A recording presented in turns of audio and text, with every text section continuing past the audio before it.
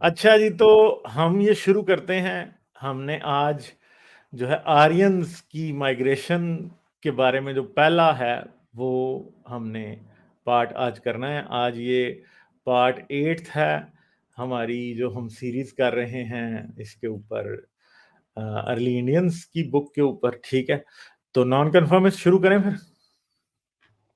जी Ghalib, hello. Welcome सबको गालिब के book club में खुशामदीद और आपका स्वागत है। आज हम लोग 8 पार्ट डिस्कस कर रहे हैं of the book early Indians, जिसके ऑथर हैं टोनी जोसेफ। हम्म।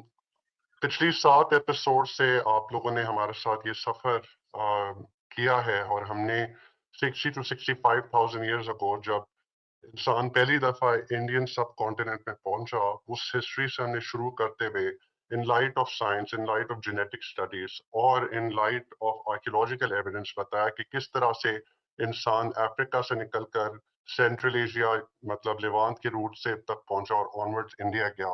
आइस एजेस ने उसकी इस जर्नी को किस तरह से इम्पैक्ट किया। फिर किस तरह से इरानियन एग्रीकल्चरलिस्ट ने after the last ice age या यंगर ड्राइव्स के खत्म होने के बाद एक्सपेरिमेंट्स करते करते ज़ग्रोसियन और इलाम के रीजन से निकलते हुए उन्होंने मेहरगढ़ की सिविलाइजेशन या सेटलमेंट की बुनियाद रखी और फिर उन्हीं मेहरगढ़ के लोगों ने आगे जाकर हड़प्पन सिविलाइजेशन की बुनियाद रखी। तो आज के जो एपिसोड है और अगले 2 एपिसोड में हम लोग 2 मेजर थ्योरीज के ऊपर डिबेट करेंगे in light of scientific and genetic and archaeological and linguistic evidence. There are 2 different theories. चलिए मैं पहले ये 2 थ्योरीज थोड़ा सा समझा दूं, फिर हम लोग आगे बढ़ते हैं। तो पहली थ्योरी जो है आर्यन माइग्रेशन थ्योरी, जो सबसे पुरानी थ्योरी है। दूसरी जो थ्योरी है वो आउट ऑफ इंडिया थ्योरी है। अब आउट ऑफ इंडिया थ्योरी कहती क्या है? आउट ऑफ इंडिया थ्योरी वालों का जो जो उसके प्रोपोनेंट्स है, जो सपोर्टर्स हैं, वो ये कहते हैं कि जो आर्यंस थे वो लोकल इंडिजिनस लोग थे इंडिया के, एंड दैट संस्कृत या जो वैदिक संस्कृत है, जो सबसे पुरानी संस्कृत है, वो इंडिया में डेवलप हुई और लेटर ऑन यही इंडिजिनियस लोग इंडिया से लेकर ईरान और सेंट्रल एशिया से यूरेशियन रीजन तक और फिर ऑनवर्ड्स उन्होंने यूरोपियन एरियाज में ये लैंग्वेज वहां पर पहुंचाई। वो ये भी कहते हैं कि जो ऋग वेदा है वो लोकली डेवलप हुई। जो सबसे पहली जो वेद की सीरीज, इनकी जो 4 वेद, उसमें पहली वेद लोकली इंडिया में डेवलप हुई और संस्कृत बेसिकली उसका बर्थ आफ्टर या towards the end of the Harappan civilization हुआ। लेकिन इस थ्योरी में ज्यादा दम नहीं है। Aryan migration theory on the other side is based in light of genetic and archaeological evidence.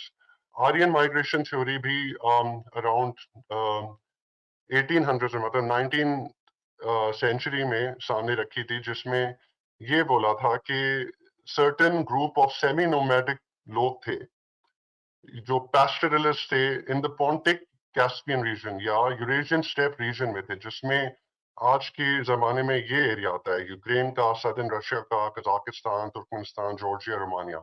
इस एरिया में ये ग्रुप ऑफ पैस्टरलिस्ट या शेपर्ड या गोट हर्डर्स, जो कि घोड़ों पे सवार होते हुए सेंट्रल एशिया में दाखिल हुए एंड ऑनवर्ड्स नीचे अफगानिस्तान में उतरकर इंडिया में एंटर थ्रू द रूट और through the entrance of Pakistan. ये वो लोग थे जो वैदिक संस्कृत लैंग्वेज इंडिया में लाए। अब हम लोग जब इंडो यूरोपियन लैंग्वेजेस की बात करते हैं तो we talk about 2 different directions that these languages have gone. एक डायरेक्शन आप देखें तो इंडिया की तरफ ये इंडो यूरोपियन लैंग्वेज है, इंडो इरानियन यूरोपियन लैंग्वेज, जिसमें हमारे पास हमने जिस तरह से लास्ट टाइम बताया था कि संस्कृत और प्राकृत और फिर ऑनवर्ड्स हिंदी, पंजाबी, सिंधी, मराठी, जो सिंगली श्रीलंका की लैंग्वेज है, इस तरह की सारी लैंग्वेजेस शामिल है।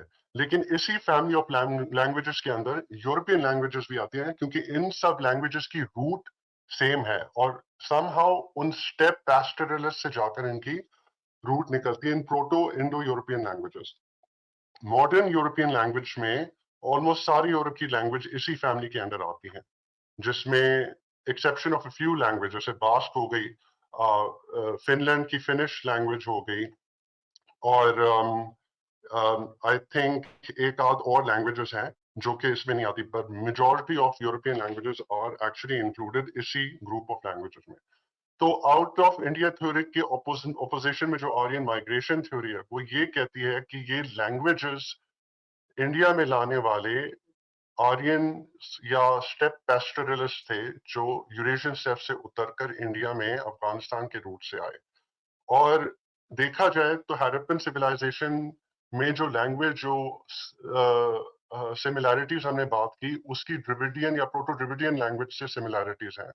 जो लैंग्वेज आर्यंस लाए या जो लैंग्वेज आज 70-75% इंडिया, पाकिस्तान में, बांग्लादेश में बोली जाती हैं, वो इंडो यूरोपियन लैंग्वेज है। इट सीम्स दैट जो कल्चर हमारा चल रहा था from the times of Mehrgarh, हम उस कल्चर को एक तरह से एसिमिलेट या उसकी रेमिनेंस खत्म होते हुए और फिर उभरते हुए देखते हैं हैरप्पन सिविलाइजेशन में। उनका पॉटरी स्टाइल, उनके क्राफ्ट्स, और वो एक तरह से स्मूथ कंटिन्यूएशन हैरप्पन सिविलाइजेशन में नजर आती है।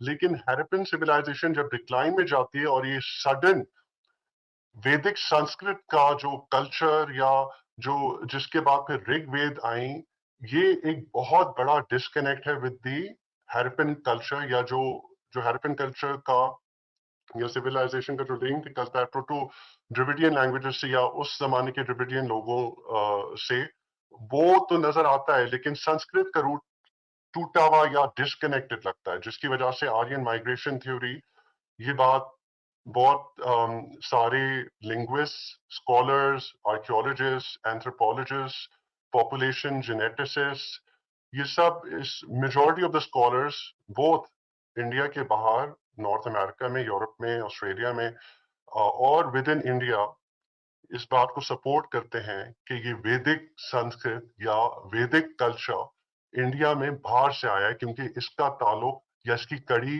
लोकल इंडिजिनियस हैरप्पन सिविलाइजेशन या उसके एंड की तरफ नहीं बनता। जी गालिब। तो आर्यन माइग्रेशन थ्योरी क्या कहती है? आर्यन माइग्रेशन थ्योरी एक असल में ऐसी थ्योरी है जिसके पास एविडेंस भी है, आर्कियोलॉजिकल एविडेंस है, जेनेटिक एविडेंस है, लिंग्विस्टिक एविडेंस है, इसके पास अच्छा खासा एविडेंस है हर तरफ से, ठीक है। और ये क्या कहती है कि कुछ लोग यूरेशियन स्टेप से कुछ लोग माइग्रेट होकर इंडिया में आए थे और उनका इंडिया के ऊपर आज बहुत बड़ा इंफ्लुएंस है। आज 2/3 ऑफ इंडियन पॉपुलेशन जो है वो इंडो आर्यन लैंग्वेजेस बोलती है, जो कि बेसिकली वो ये जो लैंग्वेजेस हैं ये वहां से इनका स्टार्ट होता है यूरेशियन स्टेप से, और ये इंडिया में भी आती हैं, ठीक है। तो ये लैंग्वेजेस जो हैं इनमें पंजाबी, हिंदी और संस्कृत जो थी पुरानी वो थी, और बहुत सी कुछ जुबानें हैं जो आपके नॉर्दर्न इंडिया में स्पेशली बोली जाती हैं। साउथ इंडिया में अभी भी द्रविडियन लैंग्वेजेस बोली जाती हैं, ठीक है, जो कि इंडिया के ओरिजिनल इंडिजिनस लोगों की लैंग्वेजेस थी, ठीक है। अब जो मेन चीज है वो क्या है कि आर्यंस जो हैं वो, क्योंकि बहुत से लोग जो कि डॉगमेटिकली बिलीव करते हैं इंडिया में, वो ये समझते हैं कि आर्यंस जो हैं यहाँ जो खास तौर पे अपर कास्ट आज हिंदुइज्म के फोल्ड में जो लोग आते हैं वो यहाँ के इंडिजिनस लोग हैं, मगर हिस्ट्री ये बताती है कि असल में वो लोग यहाँ पे उनके एंसेस्टर्स यहाँ पे माइग्रेट करके आए थे। मगर इसका मतलब ये नहीं है कि आज हम उनको यहाँ के लोग नहीं कहेंगे, क्योंकि जिस टाइम में वो यहाँ पे आए थे वो तो बहुत ही पुराने टाइम थे और आज के लोग तो यहाँ के ही लोग हैं ना।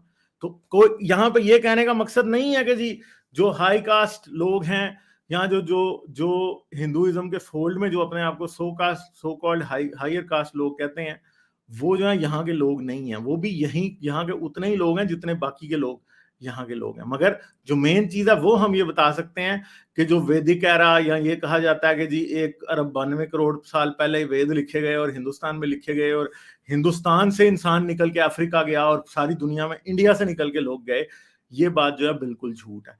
तो आर्यन माइग्रेशन थ्योरी क्या कहती है? स्टेप से कुछ लोग ऐसे थे, जंगजू टाइप के लोग थे या जैसे भी थे, वॉरियर्स और पास्टोरलिस्ट थे, जो कि गडरिये थे, भेड़ बकरियां चराने वाले थे, वो वहां से निकले थे और वो साउथ एशिया में आए थे।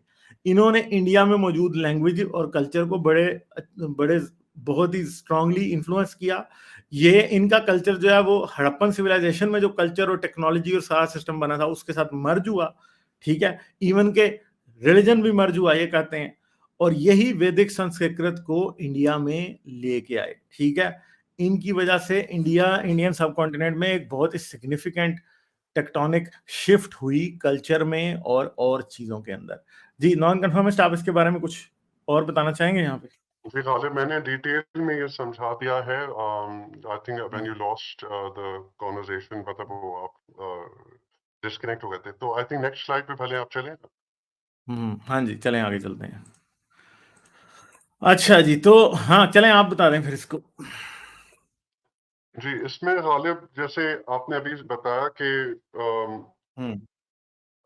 माइग्रेशन वैसे इंडिया में काफी सारी हुई हैं। हमने देखा है कि पिज्जा एग्जाम्पल का, इफ यू रिमेम्बर, हमारे दोस्त सब जो हमें कब से फॉलो कर रहे हैं इस सीरीज में, कि the base of the pizza को ऑथर ने, जो टोनी जोसेफ हैं, उन्होंने एसोसिएट किया है विद द अर्ली इंडियंस, कि हम सब में, वेदर ब्राह्मण हैं या किसी भी कास्ट सिस्टम से हैं, पाकिस्तानी साइड पे हैं, हमें मेन डीएनए जो है अर्ली इंडियंस का ही है। कहीं वो पिज्जा थिन है, कहीं वो पिज्जा फिर थिक भी हो जाता है। So despite the diverse and ethnic and racial groups, biggest chunk हमें early Indian से ही मिलता है अपने डीएनए में। और उसके बाद फिर obviously later जो significant migration हुई थी, वो Zagros और इलाम region से हुई थी, जो कि Proto-Elamite and Proto-Zagrosian language लाए थे। एंड उसके अलावा लास्ट स्ट्रीम अगर आपको याद हो दोस्तों, हमने बात की थी किस तरह से ईस्ट एशिया से भी माइग्रेशन हुई। जो लैंग्वेज हमने ऑस्ट्रो एशियाटिक लैंग्वेजेस की बात की थी, वो किस तरह से eastern most side of India के रीजन में बहुत एक्सक्लूसिवली वहीं बोली जाती है, और फिर उसका कनेक्शन निकलता है साउथ ईस्ट एशिया में। तो वो जो राइस प्रैक्टिस थी चाइना में, जापानिका राइस, यही ऑस्ट्रो एशियाटिक लोग तिब्बत के रास्ते से, नेपाल के रास्ते से, they entered into the extreme east side of India, और फिर वहां पर उन्होंने जापानिका राइस, उनकी जो लोकल ऑलरेडी जो स्पीशीज थी, उसको इंट्रोड्यूस करा कर ये लैंग्वेजेस भी दी, और फिर वहां की एथनिसिटी भी चेंज हुई। तो अगर आप देखें तो वो ज्यादा ईस्ट एशियन टाइप लोग लगते हैं उस एरिया में, और फिर इसी तरह से ऑस्ट्रो एशियाटिक लैंग्वेजेस फिर साउथ ईस्ट एशिया निकल गई। तो आर्यंस का जो हमारे अंदर नॉर्थ और नॉर्थ वेस्टर्न में डीएनए है, this is not the only या द मोस्ट सिग्निफिकेंट माइग्रेशन जो हुई है। हमें जो साउथ एशिया में काफी मल्टीपल माइग्रेशंस हुई हैं, और आर्यंस का डीएनए, स्टेप पैस्टोरलिस्ट जो के थे, उनका डीएनए हमारे में होना भी एक सिग्निफिकेंट चीज है, but this is not the only. Hello hello. जी जी, आवाज आ रही है? अच्छा हाँ, अब आई आवाज। जी, आप अच्छा कुछ आगे ऐड चलें। करना चाहेंगे? जी हाँ जी, ठीक जरूर। है, तो बस वही है, हमने पीछे ये एस्टेब्लिश किया था कि ओरिजिनल इनहेबिटेंट्स ऑफ इंडिया कौन थे, द्रविडियन लैंग्वेज जो है वो किस तरह से साउथ की तरफ सिर्फ कन्फाइन हो गई। ठीक है, वो भी हमने सारा कुछ डिस्कस किया था। ऑस्ट्रो एशियाटिक लैंग्वेजेस जो हैं उनके बारे में भी हमने बात की थी प्रॉपर तरीके से, कि वो कहाँ कहाँ पाई जाती हैं। फिर हमने जो बाकी लिंग्विस्टिक हिस्ट्री थी ये भी इस्टेब्लिश करने की कोशिश की थी कि प्रोटो द्रविडियन लैंग्वेज जो है वो बोली जाती थी हड़प्पन सिविलाइजेशन में, और वही उनकी लैंग्वेज थी। और प्रोटो द्रविडियन लैंग्वेज जो है वो आर्यन इन्वेजन से पहले या आर्यन माइग्रेशन से पहले की थी, इसलिए उसको हम उसका इफेक्ट हम हड़प्पन सिविलाइजेशन में नहीं देख सकते असल में। ठीक है, ये बात है। अच्छा जी, तो मास माइग्रेशंस जो है हिस्ट्री में बहुत ज्यादा हुई हैं। हमेशा लोग एक जगह से दूसरी जगह जाते रहे हैं और लोगों ने इसी तरह से किया हमेशा। ठीक है, और कोई दुनिया में ऐसा शख्स आज शायद मुश्किल ही होंगे, बहुत कम लोग ऐसे होंगे कि जिनके एंसेस्टर्स ने पिछले 10,000 साल के दौरान कोई एक माइग्रेशन का वो हिस्सा ना रहे हों। वो ऐसे भी हो सकता है कि वो माइग्रेशन थाउजेंड्स ऑफ माइल्स दूर ले जाती हो, ऐसा भी हो सकता है कि वो सिर्फ चंद 100 मील दूर लेके जाती हो, ऐसा जरूर होता है। ठीक है, और बार बार माइग्रेशन होती जा रही हैं। ठीक है, अमेरिका में 3 मेजर माइग्रेशन हुई हैं जिन्होंने वहां की डेमोग्राफी को बहुत बुरे तरीके से चेंज किया। ठीक है, इंडिया का जो कल्चरल इम्पैक्ट है वो इंडिया से भी लोग आगे गए हैं। इसका कल्चरल इम्पैक्ट जो है वियतनाम, कंबोडिया, बर्मा, थाईलैंड और इंडोनेशिया तक देखा जाता है। इंडोनेशिया में भी हिंदू लोग पाए जाते हैं और बहुत बड़ी पॉपुलेशन है।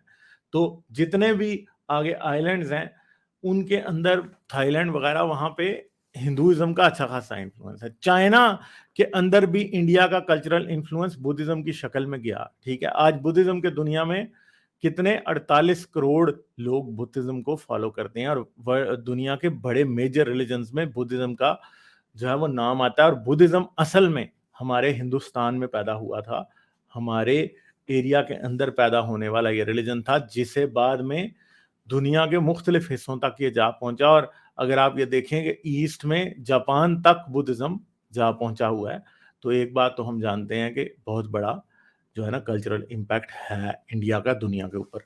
जी, नॉन कन्फर्मिस्ट इसके बारे में कुछ कहना चाहेंगे, आगे चलें?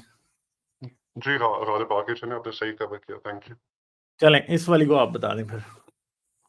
अच्छा, यहाँ misconceptions about Indian culture and Aryan influence. जैसे पहले बात की कि इंडिया में मल्टीपल माइग्रेशंस हुई हैं, तो ये गलत होगा जब कोई कहता है कि साउथ एशिया में जो सिग्निफिकेंट माइग्रेशन आर्यंस की थी, या सांस्कृतिक या वैदिक कल्चर बहुत सिग्निफिकेंट, या the only culture that makes sense. ये बात गलत है कहना, क्योंकि हमारी जो डाइवर्सिटी है वो मल्टीपल माइग्रेशंस की वजह से ही हमें आती है।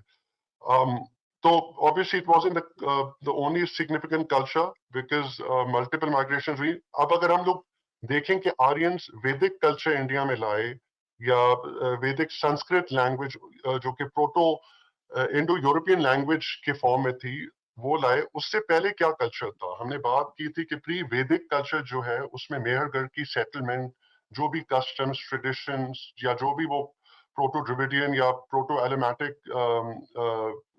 लैंग्वेज बोलते थे, वो, और फिर हैरपन सिविलाइजेशन का कल्चर, उसके कस्टम्स, उसकी ट्रेडिशन, जो सोशल हायरार्की थी, वो सारा प्री वैदिक कल्चर में आता है। डेंटिस्ट्री के बारे में भी हमने बात की कि मेहरगढ़ में one of the first instances of dentistry मिलते हैं, जहां पर ऑब्वियसली टीथ प्रॉब्लम लोगों को हो रही थी।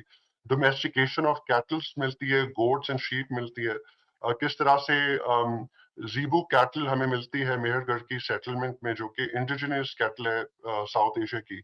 फिर यही सिविलाइजेशन आगे जाकर राइस भी कल्टीवेट करी थी, जिस तरह से हमने कहा था ऑस्ट्रो एशियाटिक लैंग्वेज, जब वो लोग जापानिका राइस लाए। ऑलरेडी इंडिया में लाहौर देवा रीजन में उनकी सब स्पीशीज ऑफ इंडिका कल्टीवेट की जा रही थी। मिलेट जो कि एक और ग्रेन है, बार्ली है, व्हीट है। तो एग्रीकल्चर भी हमने डोमेस्टिकेट किया हुआ था, एनिमल्स भी डोमेस्टिकेट किए हुए थे। हमने व्हील भी बनाया, क्योंकि जो टॉय कार्ट्स मिलते हैं उस हैरपन सिविलाइजेशन में, उसमें पता चलता है कि व्हील अराउंड 4-5 हजार साल पहले आ गया था इस एरिया में। ड्रेनेज सिस्टम मिलता है from Mohenjodaro. Written language in the form of cuneiform script, जो कि आज तक अभी डिसाइफर नहीं हुई है, डिमिस्टिफाई नहीं हुई है, वो सारा एविडेंस हमें मिलता है। तो आर्यन कल्चर तो लेटर आया, और दैट कल्चर एक्चुअली वो एसिमिलेट हुआ, जो वहाँ की लोकल इंडिजिनस पॉपुलेशन थी, जो हैरपन सिविलाइजेशन डिक्लाइन में थी, उन्हीं लोगों के साथ इन्होंने एसिमिलेट होकर जो ऑलरेडी वहाँ वेल सेटल्ड डिसेंडेंट्स थे हैरपन सिविलाइजेशन के, उनके साथ मिलकर उनका एग्रीकल्चरल प्रैक्टिस में पार्टिसिपेट कर कर उन्होंने आगे एक पोस्ट वैदिक या लेटर वैदिक कल्चर स्टार्ट किया। लेकिन सवाल उठता है कि where did Sanskrit and the early Vedic culture come from? Eurasia से आया, इंडिया से आया? यही तो पूरी डिबेट है between the Aryan migration theory और and out of India theory, कि Veda culture out of India वाले कहते हैं कि वो इंडिया में हुआ, वेद इंडिया में लिखे गए, यहाँ से फिर जो संस्कृत बनी। लेकिन अगेन, जिस तरह से मैंने पहले कहा कि हैरपन सिविलाइजेशन की स्क्रिप्ट, उनकी लैंग्वेज प्रोटो ड्रिविडियन स्पीकर से, आज की ड्रिविडियन लैंग्वेज से उनका लिंक निकलता है।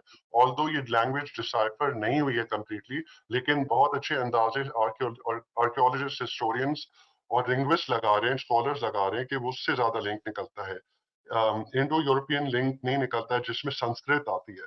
तो क्या ये लैंग्वेज ऑफ संस्कृत, ये वैदिक कल्चर इंडिया में इवॉल्व हुआ, या यूरेशिया में इवॉल्व होकर इंडिया आया? तो ये basically modern archaeology and the field of genetics आज इसके आंसर दे रही है, बहुत अच्छे आंसर्स दे चुकी है। जी राहुल। चलें आगे चलते हैं इससे अगली स्लाइड पे, और बल्कि आगे हम आ रहे हैं कि आउट ऑफ इंडिया थ्योरी के अंदर क्या प्लॉट होल्स हैं उसके अंदर। क्योंकि आउट ऑफ इंडिया थ्योरी भी ये कहती है, जैसे कि इस मैप पे हमने दिखाया कि जी सारी दुनिया जो है ना वो कहाँ से निकली है, वो इंडिया से ही निकली है, ठीक है। मगर अब मसला यह है कि इसके अंदर काफ़ी सारे प्रॉब्लम्स हैं। उन प्रॉब्लम्स को हम अब देखने की कोशिश करेंगे कि उसके अंदर क्या क्या प्रॉब्लम्स हैं। ठीक है जी। तो हाँ, सबसे पहली तो बात यह है कि दुनिया में इंडो यूरोपियन लैंग्वेजेस के बारे में जो आउट ऑफ इंडिया थ्योरी कहती है, वो ये कहती है कि ये सब के सब इंडो यूरोपियन लैंग्वेजेस बोलने वाले जो हैं वो पहले उनके एंसेस्टर इंडिया में रहते थे और फिर वो बाद गए। ठीक है, तो इस बात को भी एड्रेस अभी हम आगे करेंगे। 75% जो इंडियंस हैं वो इंडो यूरोपियन लैंग्वेजेस बोलते हैं, हिंदी, गुजराती, बंगाली, पंजाबी, ठीक है, ये सारी। 40% जो दुनिया के लोग हैं वो इंडो यूरोपियन लैंग्वेजेस बोलते हैं, जिसमें स्पेनिश, इंग्लिश, फ्रेंच और यूरोप की तकरीबन सारी जुबानें। ठीक है, इंडियन सब कॉन्टिनेंट जो है वो, मगर हम ये जानते हैं कि इंडियन सब कॉन्टिनेंट के ईस्ट में अगर आप चले जाएं, यानी इंडिया से ईस्ट में अगर आप चले जाएं, यानी चाइना चले जाएं, जापान चले जाएं, या फिर और ईस्ट में चले जाते जाएं आप। ठीक है, जापान से अगर ईस्ट में जाएं तो आप अमेरिका भी जा सकते हैं ना, वो भी ईस्ट बन जाता है दोबारा। तो इस तरफ हमें इंडो यूरोपियन लैंग्वेजेस इससे आगे नहीं मिलती, यानी इंडिया आखिरी जगह जहां पे ईस्ट में जाते जाते आपको इंडो यूरोपियन लैंग्वेज फैमिली की लैंग्वेजेस मिलती हैं। ठीक है, तो क्वेश्चन इस वजह से ये राइज होता है कि ये लैंग्वेजेस इंडिया में डोमिनेट कैसे बनी, कि इंडिया की इतना बड़ी पॉपुलेशन जो है वो इंडो यूरोपियन लैंग्वेजेस बोलती है, यानी 75% ऑफ इंडियंस। ठीक है, तो फिर इसका मतलब यह है कि समझा तो यह जा सकता है कि अगर इंडिया से सिग्निफिकेंट लोग निकल के दूसरी जगहों पे गए थे हड़प्पन सिविलाइजेशन से पहले, यानी अगर फर्ज करेंगे, जैसे ये तो कहते हैं सूर्य सिद्धांत जो है वो 14,000 साल पहले संस्कृत में लिखी गई किताब थी। ठीक है, और अगर इस बात को सच मान लिया जाए और उसकी बेस पे ये कहा जाए कि इंडिया से लोग संस्कृत लेने बोलने वाले यूरोप पहुंच गए थे, तो मसला यह है कि फिर हमें हड़प्पन सिविलाइजेशन से पहले इंडो यूरोपियन लैंग्वेजेस इंडिया में मिलनी चाहिए, और हड़प्पन सिविलाइजेशन के अंदर हमें इंडो यूरोपियन कल्चर के या हमें आर्यन कल्चर के कोई साइन तो मिलने चाहिए, और इनका जेनेटिक फुटप्रिंट भी हमें इंडो आर्यन लैंग्वेजेस बोलने वालों का हमें हड़प्पन सिविलाइजेशन से पहले मिलना चाहिए। मगर मसला यह है कि यहाँ पे तो हमें कुछ भी नहीं मिलता। ठीक है, बल्कि हमें उल्टा मिलता है कि हमें टोटली द्रविडियन लैंग्वेजेस और द्रविडियन डीएनए और इंडिजिनस इंडियन डीएनए, जो जो लोग 60,000 ईयर्स पहले आए थे, जैग्रोसियन डीएनए, वो सारे मिलते हैं। हमें आर्यन डीएनए जो है वो हड़प्पन सिविलाइजेशन के फॉल से पहले हमें नहीं मिल रहा। ठीक है, जेनेटिक एविडेंस क्या दिखाता है कि इंडो यूरोपियन लैंग्वेजेस असल में सेंट्रल एशिया या वेस्टर्न यूरोप की तरफ से हमारे पास आई थी। ठीक है, तो जो आउट ऑफ इंडिया थ्योरी है वो जब ये कहती है कि इंडिया से लोग ऐसे गए थे जिन्होंने इंडो यूरोपियन लैंग्वेजेस वहां जाके फैलाई थी, तो असल में आउट ऑफ इंडिया थ्योरी के पास, या आउट ऑफ इंडिया हाइपोथेसिस कहना चाहिए, इस हाइपोथेसिस के पास कोई सबूत आज तक नहीं मिला जो कि ये साबित कर सके कि जो ये कहती है वो ठीक है कि नहीं। ठीक है, तो ये जो जो झूठ है जो लोगों को बताया जाता है वो असल में एक झूठ ही है, और उसको किसी भी सूरत में ये नहीं कहा जा सकता कि वो सच है। ठीक है, नॉन कन्फर्मिस्ट इधर कुछ ऐड करेंगे आप या आगे चलें? नहीं गालिब, आपने सही कवर किया। चले आगे चलें, चलते ठीक है, ये फिर आप इसके बारे में बता दें इस वाली के। हैं। जी, जिस तरह से गालिब ने कहा कि अगर इंडो यूरोपियन लैंग्वेजेस इंडिया में इवॉल्व हुई और यहाँ से, जैसे हाइपोथेसिस है आउट ऑफ इंडिया हाइपोथेसिस, कि इंडिया में वैदिक कल्चर या वैदिक संस्कृत इवॉल्व होकर यूरेशियन रीजन में पहुंची एंड ऑनवर्ड्स यूरोपियन लैंग्वेजेस में कन्वर्ट हुई, तो फिर हमें इसका जेनेटिक ट्रेल भी मिलना चाहिए। जिस तरह से हमें जेनेटिक ट्रेल मिलता है इरेनियन एग्रीकल्चरलिस्ट का, कि वो वेस्ट से ईस्टवर्ड्स डायरेक्शन में माइग्रेट करते हुए उनका लैंग्वेज एविडेंस भी मिल रहा है in the form of Proto Elamite and Proto Zagrosian, जो कि आगे जाकर मेहरगढ़ में बोली जाने लगी और फिर हड़प्पन सिविलाइजेशन में प्रोटो ड्रविडियन लैंग्वेजेस के फॉर्म में बोलने जाने लगी। अगर हम लोग ये लिंग्विस्टिक मूव देखते तो हम जेनेटिक मूव भी देखते, क्योंकि इरेनियंस का डीएनए जो हमें मिलता है it's flows from the west side into the east, मतलब इनटू इंडिया एंड पाकिस्तान। तो इंडियन जो इंडिजिनस डीएनए है अर्ली इंडियंस का, वो रिवर्स में नहीं मिलता। अगर आप ये डीएनए देखें, इट्स इंडिजिनस या it's contained with in the sub continent. अगर आप इसी सब कॉन्टिनेंट से वेस्ट की तरफ जाएं तो आपको अर्ली इंडियंस का डीएनए नहीं मिलता। तो जो लोग ये क्लेम करते हैं आउट ऑफ इंडिया थ्योरी के वैदिक कल्चर, वैदिक संस्कृत इवॉल्व हुई by the descendants of the Harappan civilization या locally इंडिया और पाकिस्तान के रीजन में, तो अगर हम ये मान लें कि ये लैंग्वेजेस इंडिया में इवॉल्व होकर फिर यूरेशिया पहुंची, सेंट्रल एशिया के रूट से एंड ऑनवर्ड्स टू यूरोप, तो हमें जेनेटिक ट्रेल भी मिलना चाहिए, जो कि हमें नहीं मिलता। लेकिन एक एक्सेप्शन है इसमें। नाउ वो एक्सेप्शन हमें मिलती है in the people of Roma, जिसे रोमानी कहते हैं। वो एक एथनिक ग्रुप है यूरोप में, आज भी है, और वो traditionally they were actually associated with a nomadic lifestyle. मतलब वो उस तरह से खाना बदोशी टाइप जिंदगी थी उनकी यूरोप में, एक जगह से दूसरी जगह जाते थे, फिर तीसरी जगह। जिस तरह से आज हमें जिप्सीज मिलते हैं, इनको जिप्सीज भी कहा जाता है, यूरोपियन जिप्सीज।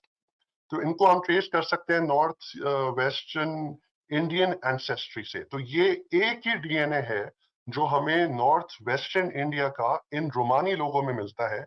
और इनकी जो लैंग्वेज है Romani, it's also link to ancient Sanskrit. मतलब वैदिक संस्कृत से इसकी काफी रूट निकलती है, क्योंकि ये खुद एक इंडो यूरोपियन लैंग्वेज है। अब जो डीएनए सिमिलैरिटी है of the people, the Roma people या रोमानी जो ग्रुप है, नॉर्थ वेस्टर्न इंडियन से जो उनकी जेनेटिक सिमिलैरिटी मिलती है, वो 1500 साल पहले जाती है। मतलब अराउंड 4th-5th सेंचुरी के टाइम पे जाती है।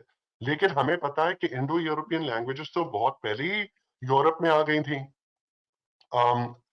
अराउंड मेरे ख्याल से अगर 4000 साल पहले Vedic culture according to Aryan migration theory introduce हुआ इंडिया में, तो अराउंड इस टाइम से ही यूरेशियन रीजन से जो इनके ही दूसरे किन्स थे, आर्यंस या स्टेप पैस्टरल्स के, वो वेस्टवर्ड गए और उन्होंने वो लैंग्वेजेस जो प्रोटो इंडो यूरोपियन लैंग्वेजेस थी in eastern Europe and onwards वहां पर इंट्रोड्यूस की।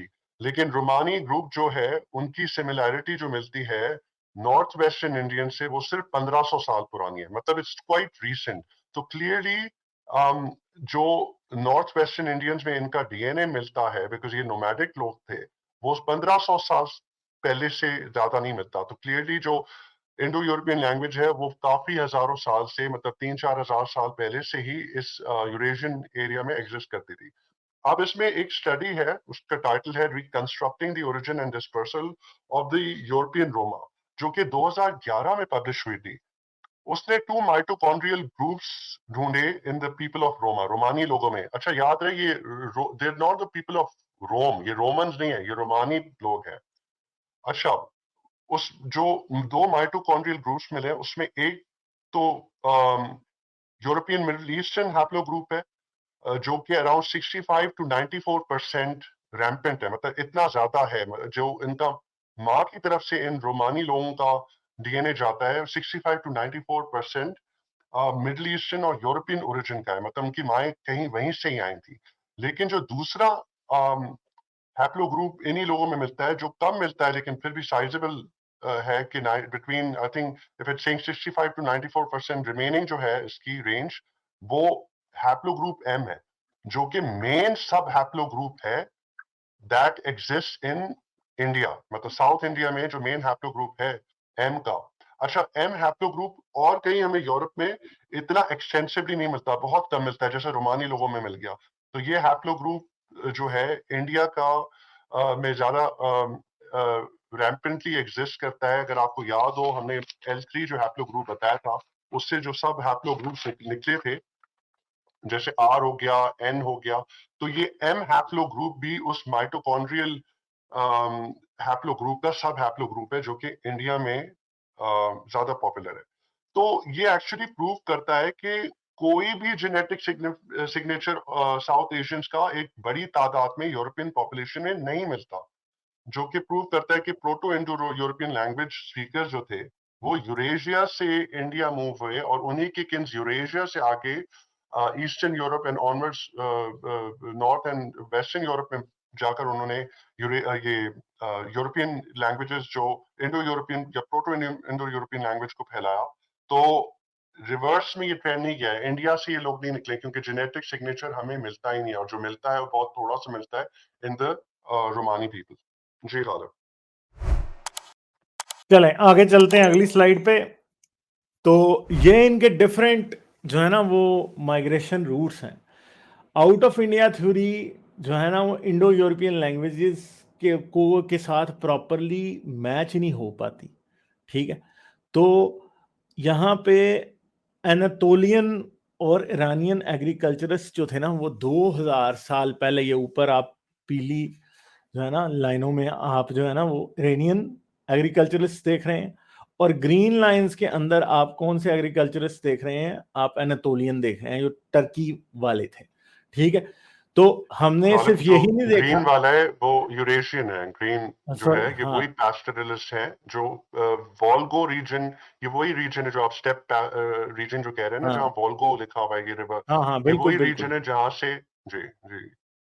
हाँ, तो एनातोलियन डीएनए बेसिकली उन इन दोनों के मिक्सचर से बनता है, और फिर उसके बाद ये एनातोलियन डीएनए जो है वो कहाँ चला जाता है? ये एनातोलियन डीएनए फिर मिडल ईस्ट के ईस्टर्न वेस्टर्न पार्ट में पाया जाता है।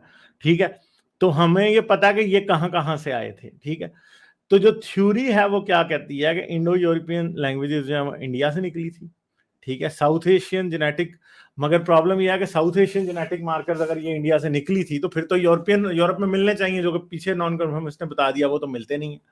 और रीसेंट स्टडीज जो है वो कोई ये दिखाती नहीं है कि साउथ एशियन मार्कर्स जो हैं वो कहीं मिले। असल में आप इस स्लाइड को कवर कर गए हैं असल में। तो जेनेटिक जी एविडेंस जो जी है ना भारत वो क्योंकि डिसप्रूव जी करता है आउट ऑफ इंडिया थ्योरी को। ठीक है, हाँ, असल में। चलें अगली स्लाइड पे चलते हैं।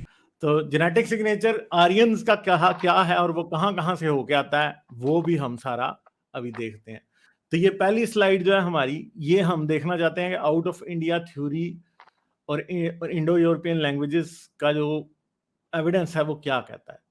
तो जो थ्योरी है वो तो यही कह रही है कि इंडिया से निकले। ठीक है, और सिग्निफिकेंट साउथ एशियन मार्कर्स मिलने चाहिए थे, मगर आप ये देखें असल में यहाँ पे जो है ना, आपको जो रीजन्स नजर आ रहे हैं फिलहाल, जो सबसे डार्क रीजन है वो असल में R1A हैप्लोग्रुप के हैं। असल में यहाँ पे ना ये होना नहीं चाहिए था, जो ब्लैक साइड पे टेक्स्ट लिखा है ना, ये स्लाइड टेक्स्ट के बगैर की गलती होगी मुझसे असल में। तो यहाँ पे अगर हम देखें तो जो सबसे डार्क पर्पल स्पॉट्स है ना, R1A वाई क्रोमोसोम का हैप्लोग्रुप यहां पे सबसे ज्यादा पाया जाता है। एक हमें जो रीजन नजर आ रहा है वो हमारे पास जो है पाकिस्तान का साउथ ईस्ट और इंडिया का नॉर्थ वेस्ट, वहां पे नजर आ रहा है। ठीक है, और इसके अलावा पाकिस्तान में हमें R1A नजर आ रहा है, और फिर हमें कश्मीर वाला जो रीजन है कुछ वहां पे भी हमें R1A नजर आ रहा है। ठीक है, और बलूचिस्तान में हमें एक खास रीजन ईरान और बलूचिस्तान में नजर आ रहा है कि जहां पे R1A हैप्लोग्रुप बिल्कुल भी नहीं है। आई थिंक कि ये ब्रोही लैंग्वेज स्पीकर्स का है, क्योंकि वो ज्यादा हमने पीछे देखा कि वो द्रविडियन लीनियज है उनकी, और उनकी जुबान भी इवन के द्रविडियन है।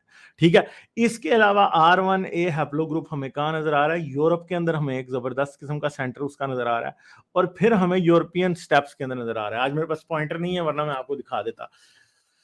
ठीक है, तो ये सारा कुछ है जो हमें नजर आ रहा है इधर से। अच्छा, नॉन कन्फर्मिस्ट इसके बारे में कुछ और आप बताना चाहेंगे यहाँ पे?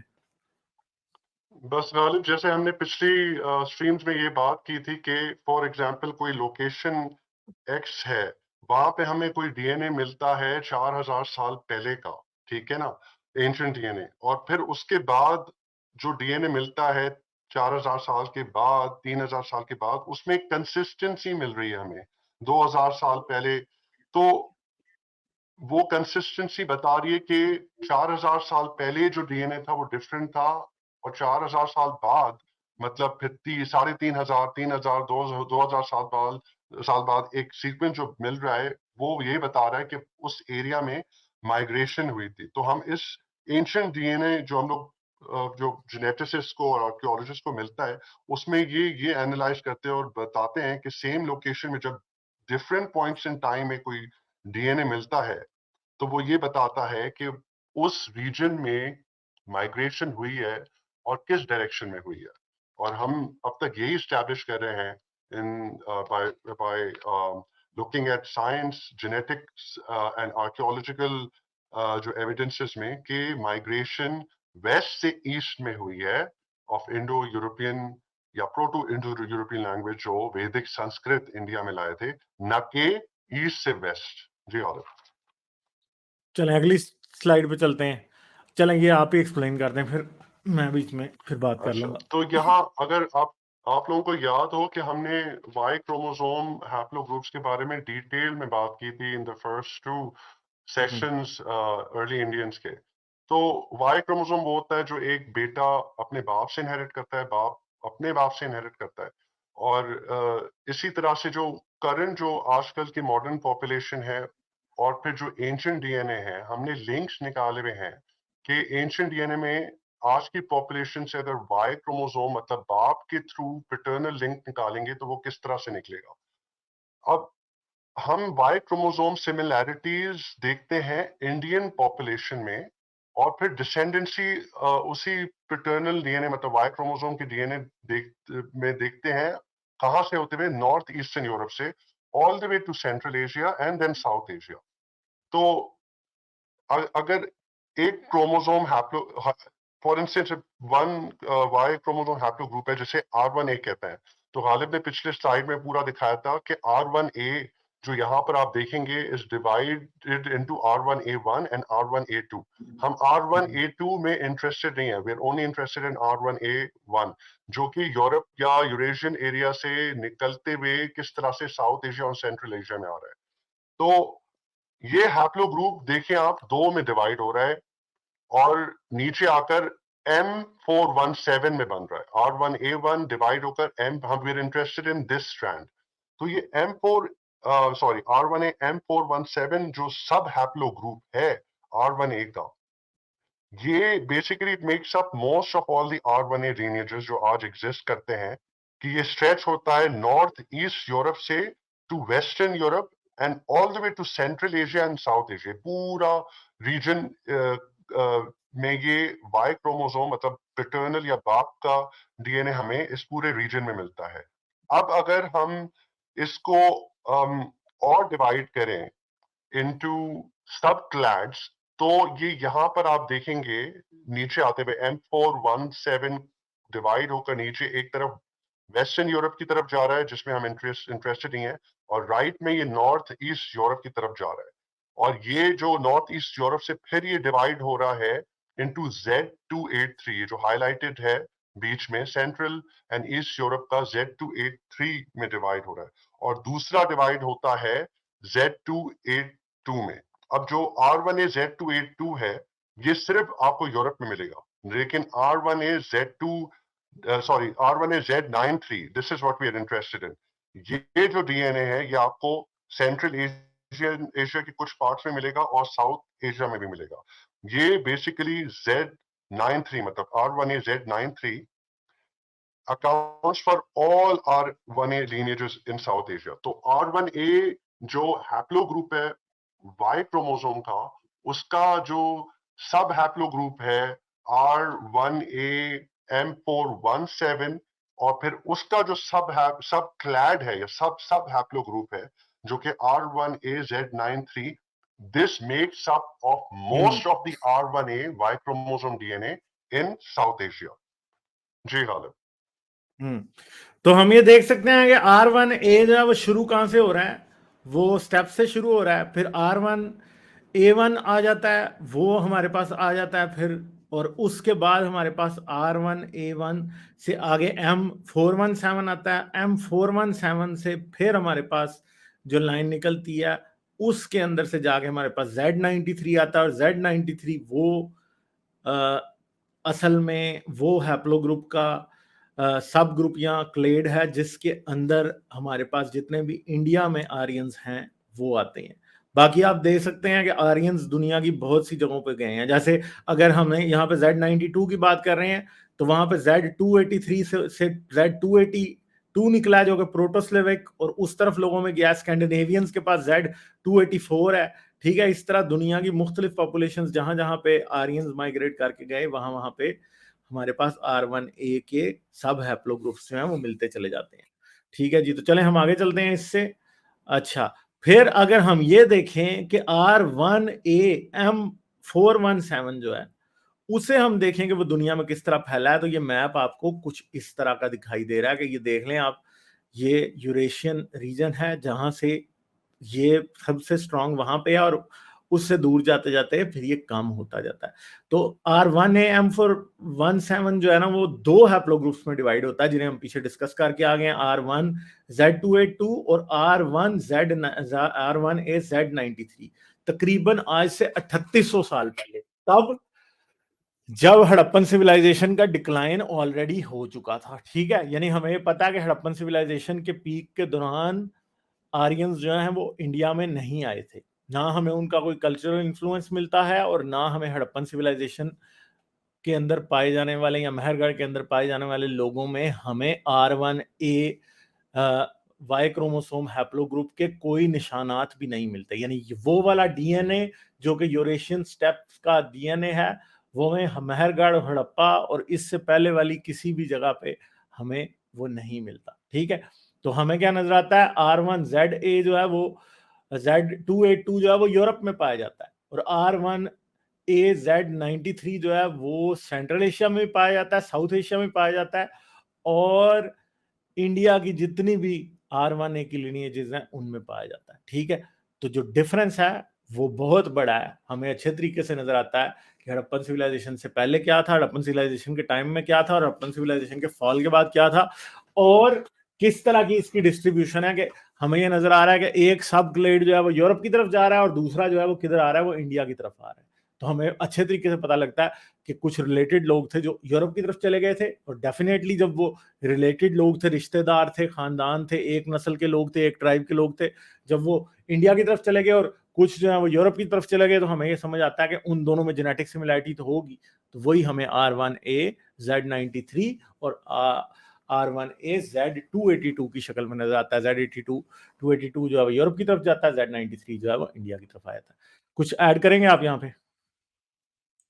बस गालिब आपने कवर कर दिया कि ये Z1 हाँ, Z93 R1A Z93 Indian population में यूरेशियन स्टेप रीजन से आया है। That is the only explanation के यूरेशियन स्टेप्स या कजाक स्टेप से ये उतरते हुए इंडिया एंटर हुए अफगानिस्तान के रास्ते से। जी चलें इसको ब्रीफली एक्सप्लेन करते हैं। मेरे ख्याल है ये हम पिछली 2-3 स्लाइड्स में कवर कर चुके हैं ऑलरेडी सारा ये वाला। जी गालिब इसमें हाँ आपने मैप वही को बात एक्सप्लेन कर दें की थोड़ा हुई है। अगर सा। आप हाँ, हाँ तो ये मैप में अगर आप देखें जो हम लोग जिस सब R1A के जो सब हैप्लो ग्रुप था R1A M417 जो कि western Europe, north eastern Europe, all the way central Asia और साउथ एशिया में था, ये R1A Z93 ये उसका भी सब क्लेड है। मतलब उसके नीचे अगर आप देखें जो पार्टीशन हो रहा है वो 417 वाई क्रोमोसोम का डीएनए वो दो में हो रहा है। जिसमें हम इंटरेस्टेड है, हमें जानना है कि जिस जो सेकंड जिसमें डिवाइड हो रहा है जो कि Z93 वाला सब क्लेड है वो कहाँ कहाँ जा रहा है। आप देखेंगे कि मोस्ट इंटेंसली ये अकर हो रहा है सेंट्रल एशिया या यूरेशियन रीजन में, कजाकिस्तान रीजन में आपको ज्यादा ये ऑरेंज नजर आ रहा है। और फिर आपको ये अफगानिस्तान में भी नजर आ रहा है, पाकिस्तान में भी एक अच्छा ऑरेंज टिंज नजर आ रहा है, और इंडिया में भी नजर आ रहा है। लेकिन जिस जिस तरह से आप साउथ सेंट्रल इंडिया में जाएं तो ये लाइट होता नजर आ रहा है। All the way south India में बिल्कुल ही लाइट हो जाता है, which just gets to show कि ये यूरेशियन स्टेप्स के जो लोग थे, जो पैस्टरलिस्ट थे, जो उस एरिया में, जैसे हमने पॉन्टिक कैस्पियन भी इसको नाम में बताया पीछे, कि इस ये एरिया जहां पर ये पैस्टरलिस्ट या जो सेमी नोमैटिक वॉरियर्स थे जिनको आर्यंस भी हम लोग कहते हैं, वो किस तरह से एंटर होते हुए, कहाँ इनका डीएनए ज्यादा पिटर्नल डीएनए देखें। और हमने ये भी बात की थी कि आर्यंस में मोस्टली जो मेल्स थे दे एंटर इंडिया, और उन्होंने इंडिजिनस इंडियन पॉपुलेशन या वहाँ की इंडिजिनस इंडियन वुमेन के साथ फैमिली शुरू की। तो ये जो पूरा डीएनए हम क्लासिफिकेशन जो फैमिली ट्री बता रहे हैं बाप की तरफ से आर्यंस का बता रहे हैं, ये इंडिकेट करा है कि देवर मैन हु एंटर्ड यूरेशिया से उतरते हुए central Asia and all the way Indian सब कॉन्टिनेंट में एंटर हुए। लेकिन साउथ इंडिया में आपको ये पैटर्नल डीएनए कम मिलता है। उसकी यही वजह है कि जब आर्यन ने वैदिक कल्चर आकर स्टार्ट किया, अपनी वैदिक संस्कृत लैंग्वेज लाए, वैदिक ट्रेडिशंस एंड कल्चर, और उसके बाद जो ऋग्वेद ये लोग ओरल ट्रांसमिशन से या यूज्ड टू पास द वैदिक हेलो। songs and जो verses है through generations they would pass them down the line। तो वो सब जो है through paternal DNA paternal transfer होते होते with the local Indian women, उनके साथ एसिमिलेशन के बाद ये सिविलाइजेशन आगे बढ़ी आर्यंस की। क्योंकि हम सब में पैटर्नल डीएनए 10 to 40% मिलता है of early Indians, maternal DNA ज्यादा मिलता है, लेकिन आर्यंस का जो पैटर्नल डीएनए हमें north and north western India, Pakistan के रीजन में ज्यादा इसलिए मिलता है because this is the area that they came to first, और वहां से इन्होंने अपनी वैदिक सिविलाइजेशन या वैदिक कल्चर का आगाज किया। जी गालिब। चलें आगे चलते हैं। अच्छा, तो स्टेप से कैसे कनेक्शन है? जैसे जो oldest R1A M417 haplo group है वो कहाँ से मिलता है? वो यूक्रेन से मिलता है, और तकरीबन 5000 से लेके 3500 साल बिफोर क्राइस्ट हमें मिलता है, ठीक है, या बिफोर कॉमन एरा हमें मिलता है। यानी आज से 7000 साल पहले ये डीएनए R1AM417 जो है हमें इस रीजन में मिल रहा था, जो कि सबसे डार्क ब्लू है एज कंपेयर्ड, ठीक है जी। और आज आज ये कहाँ कहाँ पाया जाता है वो भी यहाँ पे थोड़ा सा दिखाया गया, ठीक है। तो जो एक एक रिसर्च पेपर जो है वो लिखा गया था, जिसे 2017 में लिखा गया था, जिसका हम पहले भी जिक्र कर चुके हैं, the genomic history of south eastern Europe, 2017 में पब्लिश किया गया था। इसके अंदर ये देखा गया था कि समारा रशिया के अंदर 2800 साल पहले यही डीएनए पाया गया, ठीक है, और वेस्टर्न ईस्टर्न यूरोप के अंदर ये 2500 साल पहले पाया गया। यानी मतलब ये है कि आहिस्ता आहिस्ता वहां से लोग निकल के दूसरी तरफ दुनिया के जा रहे थे। और जो सब क्लेड R1AZ93 है, जो कि कॉमन इंडिया में कॉमन पाया गया है, वो जो है वो सेंट्रल एशियन स्टेप्स से उसके सैंपल मिले हैं तकरीबन 2500 साल पहले। और इसका मतलब ये है कि मिडल और लेट ब्रॉन्ज एज के वक्त तकरीबन 2000 बीसी से लेकर 1400 बीसी के दौरान R1AZ93 जो है उसकी फ्रीक्वेंसी 68% थी सेंट्रल एशियन स्टेप के अंदर, ठीक है। यानी वहां पे ये लोग रहते थे एग्जैक्टली वो R1AZ93 जो कि इंडिया के अंदर आज पाया जाता है, वो लोग इतना ये हाई था कि 68% जो डीएनए आइडेंटिफाई किया गया है तकरीबन 2000 साल से लेके 1420 2000 बीसी से लेके 1400 बीसी के दौरान उन सब लोग 68% लोगों में ये वाला डीएनए पाया गया। तो इससे एक बहुत ही स्ट्रॉन्ग कंक्लूजन निकल के सामने आती है कि R1AZ93 जो हैप्लो ग्रुप है वो इंडिया में यूरेशियन स्टेप से ही आया था असल में, ठीक है। ये कहीं ये यहाँ का इंडिजिनस नहीं है, ये वहां से ही आया था, ठीक है। नॉन कन्फर्मिस्ट कुछ ऐड करेंगे? जी गालिब, आपने सही कवर किया। नेक्स्ट स्लाइड पे पहले चलें। चलें, तो स्टेप डीएनए सेंट्रल और साउथ एशिया में कैसे आया, अब उस चीज को भी हम देखने की कोशिश करेंगे यहाँ पे, ठीक है। चले बताएं, फिर ये वाला बता दें आप, एक दो ये अगली स्लाइड्स फिर आप ही कवर कर दें। तो इधर अगर आप देखें कि R1A हैप्लो ग्रुप जिसमें हम इंटरेस्टेड हैं, जो कि वाई क्रोमोसोम डीएनए से की फैमिली ट्री से बनता है, कि किस तरह से स्टेप्स के लोग आकर उन्होंने, जो मैन थे उन्होंने आकर फैमिली स्टार्ट की। अगर हम लोग देखें कि ये R1A हैप्लो ग्रुप जिसमें मोस्ट पर्टिकुलरली R1AZ93 की हम बात करें, जो कि सेंट्रल और साउथ एशिया में मिलता है, इसकी ज्यादा सिवेरिटी से मिलता है अमंग्स द ब्राह्मण क्लास, जो कि अपर कास्ट है इंडिया की, और कस्टोडियंस हैं संस्कृत लैंग्वेज के। तो जो वैदिक कल्चर शुरू हुआ, तो इनिशियली तो वैदिक जो वेद से ये लोग ओरल ट्रांसमिशन के through they would pass down generations, and Brahmins को कंसिडर किया जाता है कि वो इस लैंग्वेज के और ऋग्वेद के और बाकी जो इनके तीन और वेदास हैं उनके कस्टोडियंस थे। काफी ऐसी स्टडीज हैं जो ये भी बताती हैं कि अगर लोअर कास्ट के साथ कंपैरिजन किया जाए तो ब्राह्मण्स में twice as much Eurasian steppe DNA है।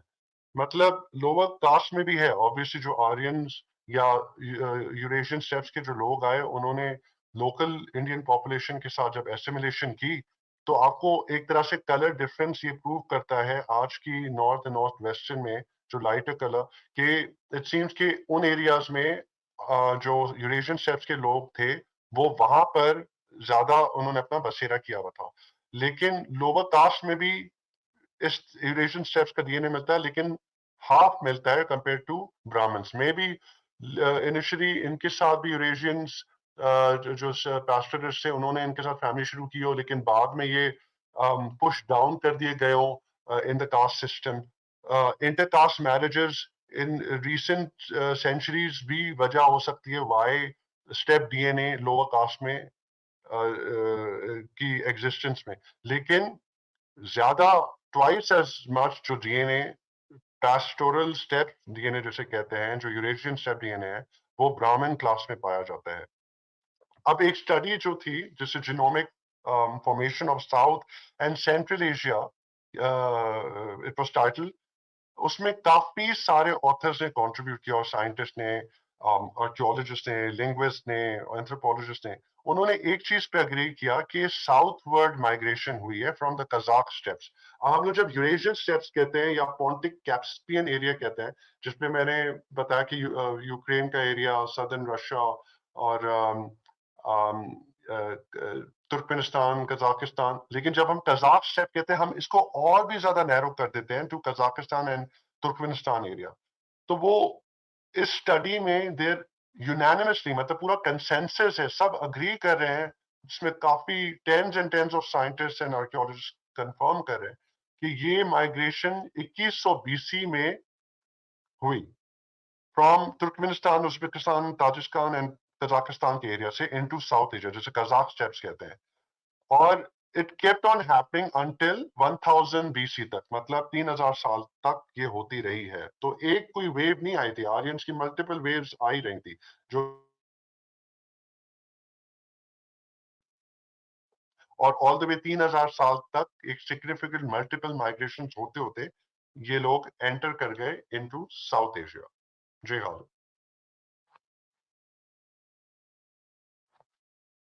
आप ये वाली भी एक्सप्लेन कर चुके हैं, है ना? ये सेकंड वाली है। हाँ, ये भी हो हाँ, गई ये एक्सप्लेन। मैंने एक्सप्लेन, हाँ यही मैंने अभी एक्सप्लेन की थी। चलें फिर ये अगली भी करें अब एक्सप्लेन, अब आप ही करें अब ये एक्सप्लेन अच्छा जरा। अच्छा, तो ये जब माइग्रेशन साउथवर्ड्स हो रही थी from Eurasian steps, on their way उन्होंने एक एरिया को काफी इम्पैक्ट किया। अब इस एरिया को BMAC कहते हैं, जिसको हाँ, बैक्ट्रिया मार्जियाना आर्कियोलॉजिकल कॉम्प्लेक्स कहा जाता है।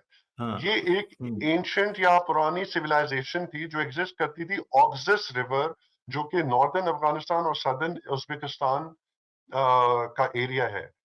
और ये टाइम पीरियड जो सिविलाइजेशन में बताया जाता है वो 2300 बीसी, मतलब 4300 साल पहले से लेकर 1700 बीसी, मतलब 3700 साल तक इस सिविलाइजेशन का पीरियड बताया जाता है। और एरिया नॉर्दर्न अफगानिस्तान और सदर्न उज्बेकिस्तान, क्योंकि उज्बेकिस्तान और अफगानिस्तान का बॉर्डर भी मिलता है। फिर जो ये पास्टरलिस्ट थे जो यूरेशियन स्टेप से, कजाक स्टेप से उतरते हुए नीचे आए, when they entered in during this time period, उन्होंने वहां से फिर वेस्टर्न पाकिस्तान का रुख किया और मिक्स और एसिमिलेट होते हुए विद द एग्जिस्टिंग हैरप्पन पीपल। उस जमाने के जब ये लोग एंटर हुए तो ऑब्वियसली इन्होंने हैरप्पन सिविलाइजेशन जो कि डिक्लाइन में थी उनके साथ इनकी इंटरेक्शन हुई, उनके साथ ये लोग मिक्स किए, इन्होंने फैमिली स्टार्ट की, क्योंकि ये मर्द हजरात थे, ये घोड़ों पे आए थे, ये सेमी नोमैटिक वॉरियर्स थे। इन्होंने उनके साथ फैमिली शुरू की और फिर एक नई रेस की शुरुआत हुई, जिसको अगर आप याद करें कि हम कुछ एपिसोड्स पहले हमने बात की थी एंसेस्ट्रल नॉर्थ इंडियंस।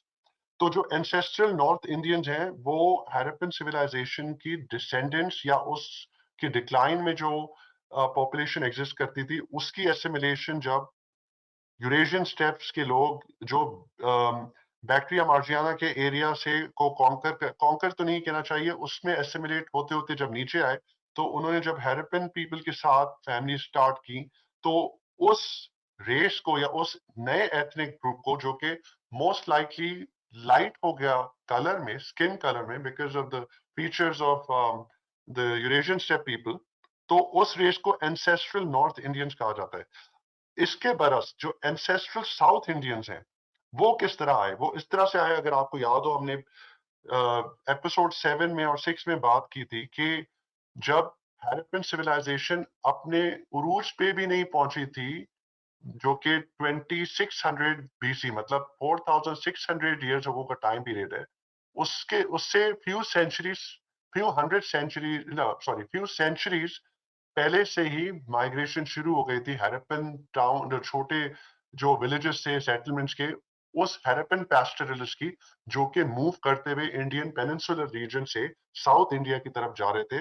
वहां पर वो जब वहां के नेटिव साउथ इंडिया में जो लोग थे, जो अर्ली इंडियंस थे, जिनका डीएनए बहुत ज्यादा उस वक्त अर्ली या फर्स्ट इंडियन से मिलता था, इन हैरपन पैस्टोरलिस्ट जो उनके गांव के लोग थे, वो उतर के जब उनके साथ वो एसिमिलेट हुए, तो एंसेस्ट्रल साउथ इंडियन रेस की बिगिनिंग हुई।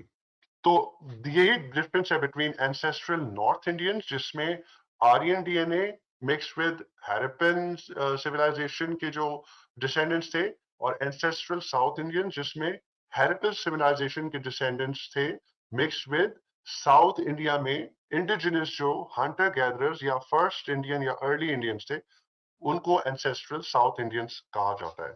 जी खालिद। चलें अगली स्लाइड पे चलते हैं, और जेनेटिक जो फुटप्रिंट है वो क्या कहता है। हमें स्टेप के जो गडरिये थे या पास्टरलिस्ट थे, उनकी एंसेस्ट्री बैक्टीरिया मैग्रियाना आर्कियोलॉजिकल कॉम्प्लेक्स के अंदर बीएमआईसी में आज से 2100 यानी 4100 ईयर्स पहले मिलता है, यानी 2100 बीसी के अंदर।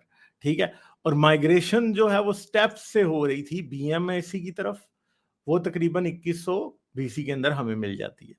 तो हमें ये समझ आता है कि बहुत से लोग जो थे वो आ रहे थे इस रास्ते के थ्रू इंडिया की तरफ, और ये जो थे वो लोकल पॉपुलेशन के अंदर मिक्स हुए, और लोकल पॉपुलेशन के अंदर पहले तो कोई इनिशियली स्टेप एंसेस्ट्री नहीं थी, मगर फिर हमें बाद में पता लगता है कि ये जब साउथवर्ड आ रहे थे और फिर सारे पीसेस जब जगह पे फॉल करते हैं, तो हमें समझ आती है कि इस जगह से ये असल में स्टेप से 2100 बीसी में निकल चुके थे, और फिर ये आहिस्ता आहिस्ता अगले 300 साल में जब हड़प्पन सिविलाइजेशन का डिक्लाइन हो चुका था, तो उस टाइम ये हिंदुस्तान पहुंच चुके थे ये लोग। ठीक है, तो चलें आगे इससे चलते हैं। चलें फिर ये वाली आप एक्सप्लेन कर दें, मेरे ख्याल ये वाली आखिरी है बस। जी खालिद। हेलो। तो हाँ जिस तरह से खालिद ने कहा कि स्टेप एंसेस्ट्री हमें जो बैक्टीरिया मार्जियाना रीजन में 2100 बीसी के बाद की मिलती है, मतलब 4100 साल पहले के बाद जो टाइम पीरियड शुरू होता है उसमें मिलती है, और उसके बाद मिलती रहती है स्टेप डीएनए ऑल द वे हमें मिलता है इन पाकिस्तानी एरिया। अब ये सेम जो स्टडी है, उन्होंने पाकिस्तानी एरिया में जो सवातियों का डीएनए था फ्रॉम 1200 बीसी, मतलब 3200 साल पहले से लेकर 1 एडी समझ लें या 2000 साल पहले का अरसा समझे, इसके बीच में जो एंशिएंट डीएनए सवात एरिया से मिलता है, उसमें इनको सरप्राइजिंगली जो स्टेप एंसेस्ट्री मिलती है along with Zagrosian DNA and early Indians. हाँ, तो हमने ऑलरेडी एस्टैब्लिश किया हुआ है कि अर्ली इंडियंस का डीएनए हम सब में पूरे ओवरऑल साउथ एशियन पॉपुलेशन में है, और Zagrosian DNA because of West Asia से माइग्रेशन हुई थी 9000 साल पहले, जो ईरान से ज़ाग्रोस से जो लोग आए थे वो डीएनए मिलता है।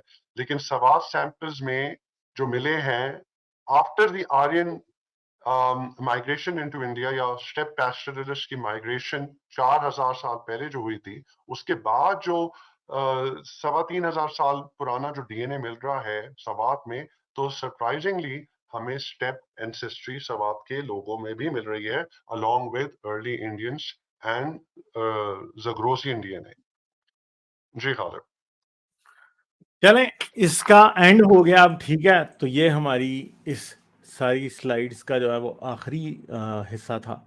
ठीक है, तो उम्मीद है कि आप लोगों को ये समझ आया होगा सारे का सारा कि कैसे स्टेप्स से माइग्रेशन शुरू हो रही थी, और बीएमएससी के थ्रू होते हुए फिर नॉर्थ से और वेस्ट से होते हुए ये इंडिया के अंदर आ जाते हैं, और फिर बाद में हड़प्पन सिविलाइजेशन के डिक्लाइन के बाद फिर आर्यन कल्चर जो है वो भी हमारे हिंदुस्तान का या इंडिया का एक पार्ट बन जाता है। ठीक है, तो कुछ एंड पे कहेंगे या अगला कॉलर लें? फिर आपको भाई लिंक दे दिया, फिर हम आहिस्ता आहिस्ता आप कॉलर्स लेने शुरू करते हैं। ठीक है, बस हाँ जी। हमने आज खालिद ये एस्टैब्लिश कर दिया है इन light of scientific evidence, genetic evidence, linguistic evidence, archaeological evidence, जो काफी प्रोपोनेंट्स हैं आर्यन माइग्रेशन थ्योरी के, वो यही कह रहे हैं कि इंडिकेशन के माइग्रेशन साउथवर्ड्स हुई है from Eurasian steps into India, reverse में नहीं हुई है। रिवर्स में हमें इंडियन एंसेस्ट्री या अर्ली इंडियंस का डीएनए नहीं ईरान की साइड से आगे मिलता है, नहीं यूरेशियन में मिलता है और नहीं यूरोप में। सिर्फ रोमा के लोगों का हमने बताया वो मिलता है, उसके वो भी जिप्सीज थे, वो एक रीजन है बिकॉज ऑफ ट्रैवलर्स। वो भी जो मिलता है कड़ी वो 1500 साल पहले मतलब 5वीं सेंचुरी के अराउंड पे जाकर मिलता है, जब तक इंडो यूरोपियन लैंग्वेज एस्टैब्लिश हो चुकी थी। सो आर्यंस कहें, स्टेप पैस्टरलिस्ट कहें, ये लोग वैदिक संस्कृत इंडिया में लाए। इन्होंने ऋग्वेदा का ओरल ट्रांसमिशन, उनकी जो आगे जाकर जब कास्ट सिस्टम प्रॉपर फॉर्म में आया तो अपने जनरेशंस में ओरल ट्रांसमिशन के थ्रू द फर्स्ट वेदा, जिसे ऋग वेदा कहते हैं, ओरली ट्रांसमिट करते करते जब रिटन फॉर्म में आया वो अराउंड 1200 BC का टाइम था, which is around 3200 years ago, जिसपे काफी स्कॉलर्स अग्री करते हैं कि उस वक्त तक वेदास लिख दी गई थी। तो वैदिक कल्चर का एक ह्यूज डिस्कनेक्ट है विद प्री वैदिक कल्चर। प्री वैदिक कल्चर, मेहरगढ़ की सेटलमेंट, मेहरगढ़ की जो रेमिनेंट्स हैं, उसकी पॉटरी स्टाइल, उसका एग्रीकल्चर, वो पूरा कनेक्शन बनते बनते हैरप्पन से निकलता है। डीएनए का भी कल्चर और आर्कियोलॉजिकल कनेक्शन निकलता है, लेकिन एकदम से हैरप्पन सिविलाइजेशन डिक्लाइन में उसका कनेक्शन निकलता नहीं है विद स्टेप पैस्टरलिस्ट जो के वैदिक कल्चर लाए। वेद इंडो यूरोपियन लैंग्वेज है या प्रोटो इंडियन यूरोपियन लैंग्वेज, जो उस जमाने में स्टेप एरिया में यूरेशियन या कजाक स्टेप्स में बोली जाती थी। कुछ लोग यूरोप की तरफ गए, कुछ लोग साउथ की तरफ आकर इंडिया में बसे। वो लैंग्वेज जो वैदिक संस्कृत है, उससे ही फिर आगे जाकर क्लासिकल संस्कृत इवॉल्व हुई और फिर आगे जाकर मॉडर्न संस्कृत इवॉल्व हुई। जिस तरह से अगर हम एग्जाम्पल लें इंग्लिश की, अगर आज किसी इंडिविजुअल को आप शेक्सपियर दे दे और कहें आप पढ़कर मुझे समझाओ, तो वो नहीं समझेगा। हालांकि है तो वो भी इंग्लिश लैंग्वेज, लेकिन काफी ऐसे लफ्ज जो आज दूसरी मायने रखते हैं उस जमाने में कुछ और मायने रखते थे, और काफी लफ्ज जो उस जमाने में थे आज की लैंग्वेज से बाहर हो गए। तो इंग्लिश भी इसी तरह इवॉल्व हुई है। संस्कृत या प्रोटो इंडो यूरोपियन लैंग्वेज जो आर्यंस या स्टेप पैस्टरलिस्ट लाए इंडिया में, वो एक प्रोटो फॉर्म में थी। उससे फिर या वैदिक संस्कृत कह सकते हैं, ओरल ट्रांसमिशन के थ्रू ये रिफॉर्म या इवॉल्व होते होते ऋग्वेद पे जब इन्होंने लिखना शुरू किया, उसका एक ह्यूज डिस्कनेक्ट है विद हैरप्पन लैंग्वेज, जिसका कनेक्शन प्रोटो ड्रेविडियन लैंग्वेज से ज्यादा निकलता है।